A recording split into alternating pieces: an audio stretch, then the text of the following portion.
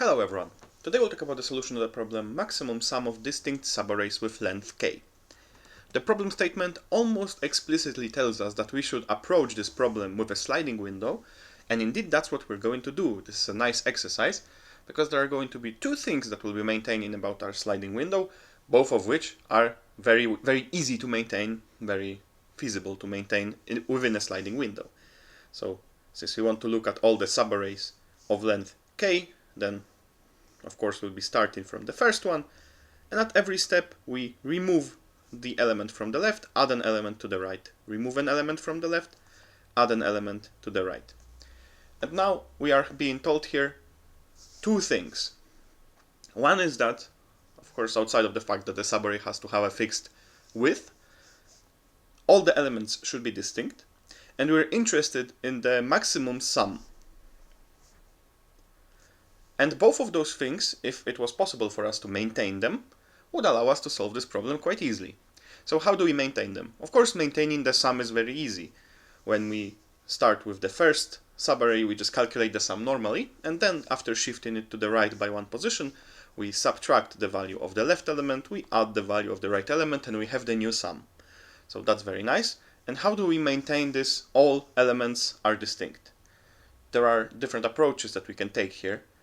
We could even try for all the elements to remember the positions of all the positions of the given element or something, but it probably is easier to maintain just all the counts of all the elements within our window, because then only elements that appear exactly once within the window count as a distinct element.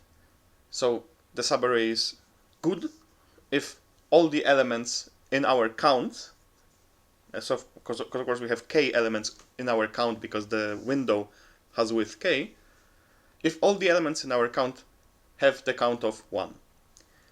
And of course we can just use a counter to implement it. So we'll be maintaining a counter. This is the same essentially as a default dictionary of integers, and we'll be maintaining the count of different values and the total. So the count of different values here is because we don't want to look at all the values within our counter at every step, but we want to remember how many different numbers we have. That's because if we shift the window to the right by one position, only the counts of this element, and they might be the same element, can change. But all the other counts won't change, so we can only look at the counts of those two values to update our count of different values. And the update operation that updates value v by some non-zero difference d is very simple.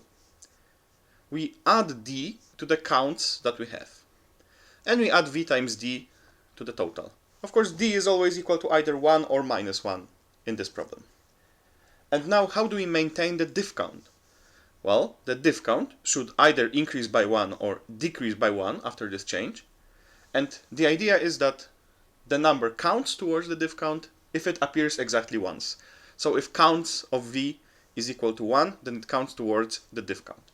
Otherwise, it does not count towards the diff count, and the probably easiest way to write it is to check if it counted toward the diff count before our operation. So if before our operation the number appeared exactly once, then it is counted within our diff count, and now we're going to be changing its number of occurrences, maybe to 2, maybe to 0, but still it should no longer be counted, it's no longer a unique element. And of course here we have this non-local diff count and total.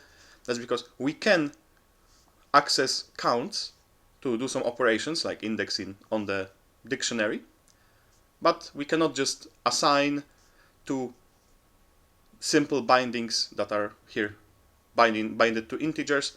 We have to use non-local to be able to change them. Because otherwise, if we write like diff count plus equals to 1, it would be something like we new variable diff count that is equal to old diff count plus 1.